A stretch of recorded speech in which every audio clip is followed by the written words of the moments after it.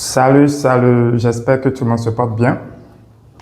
Entre le test international en anglais, IELTS et le TOEFL, lequel choisir? Beaucoup de personnes me posent cette question et je voudrais répondre à travers cette vidéo.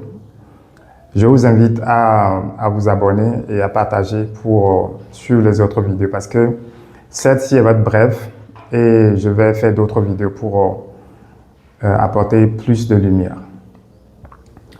Voilà, entre le IELTS et le TOEFL, lequel choisir? La réponse la plus simple, c'est que si l'université vous demande de choisir de passer le IELTS, alors vous passez le IELTS. Et si c'est le TOEFL, vous êtes obligé. L'autre réponse qui est aussi facile, c'est selon le projet que vous avez.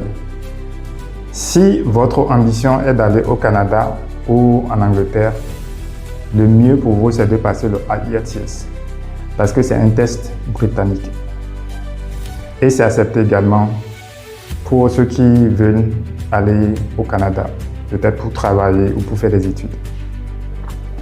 Maintenant, si vous voulez voyager sur les États-Unis, alors vous devez faire le TOEFL, vous devez passer le TOEFL. Ça, c'est deux réponses faciles. Maintenant, si l'université ne vous demande pas de passer tel ou tel test, ou si vous n'avez pas encore un projet clair, qu'est-ce qu'il faut faire?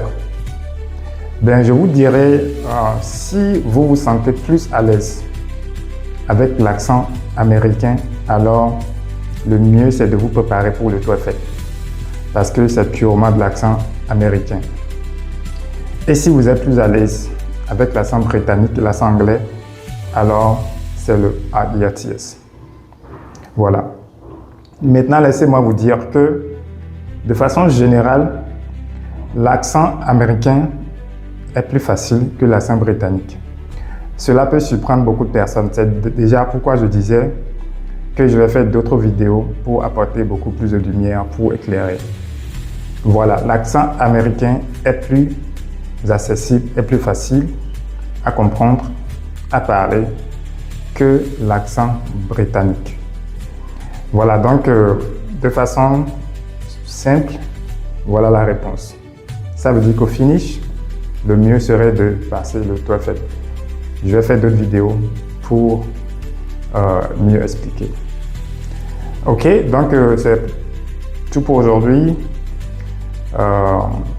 Abonnez-vous, partagez et on se revoit très bientôt pour d'autres vidéos.